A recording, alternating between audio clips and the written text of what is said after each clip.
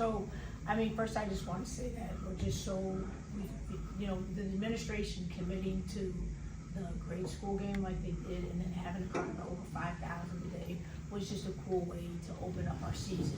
It was just a lot of energy in the gym, and we love the energy, we love the hype, and it was just great to see 5,000 kids there, the cheer sign, and then, going into today's game, we felt like we had an advantage inside, and I think Jorie showed that inside, and got a little bit of foul trouble. That was pretty nice to see some players come off the bench, and Haley Walker in particular give us a ton of energy.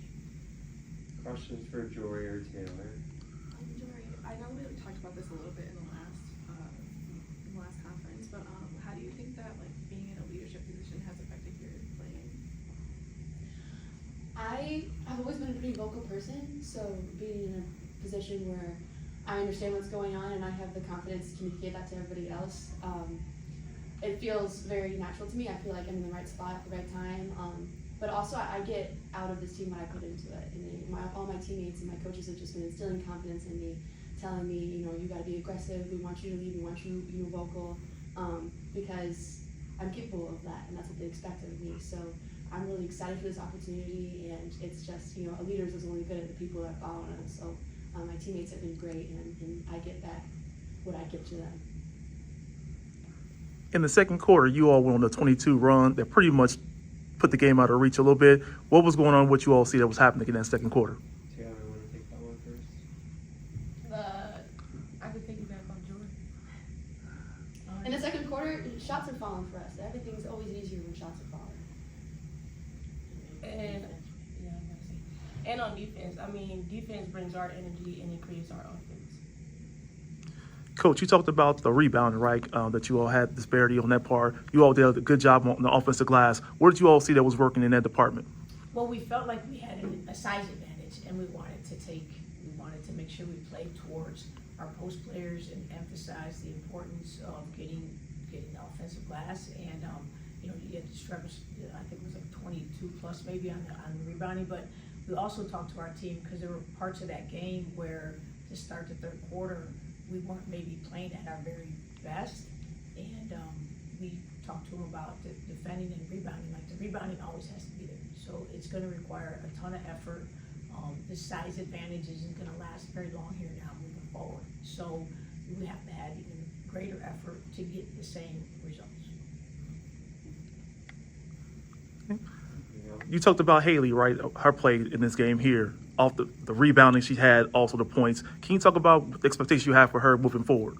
You know what? It's because you see what she's capable of. And the last game, she spoke up here with Jorie about her just feeling so much better, a year away from her injury, a year plus away from her injury, and just feeling so great about how her body feels, she works tremendously hard. You can see she's very fit, but I think she's a player that right now is giving us like every ounce that she has, and that's really what we're trying to get out of every single player. Every single ounce that you have inside of you, this team needs to get that from you.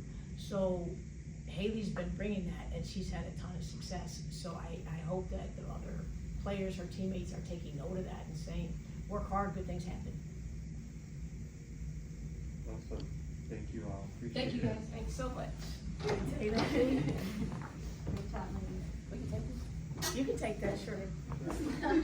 Because we never give them anything to drink. Do you guys have any other questions for Coach Pizzotti? I just have one.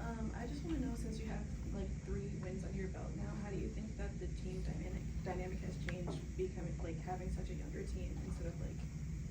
Yeah, I think our exhibition games were good, practice games for a young team. And then we've kind of, I don't know if you noticed, we have 4 players out, a few players out here that were in the first exhibition game. So we've kind of had to make some adjustments along the way. But I think they were good games for some of our younger players to get some game experience. But now it's about to get tougher.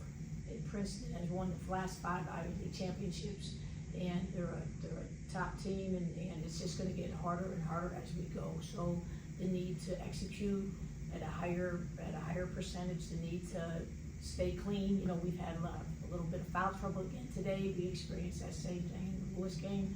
So we've got to figure out how to defend, stay clean, but then work to have this rebound discrepancy, work to keep them off the free throw line, and then just continue to get better executing our offense. But we feel, you know, like we're 1-0.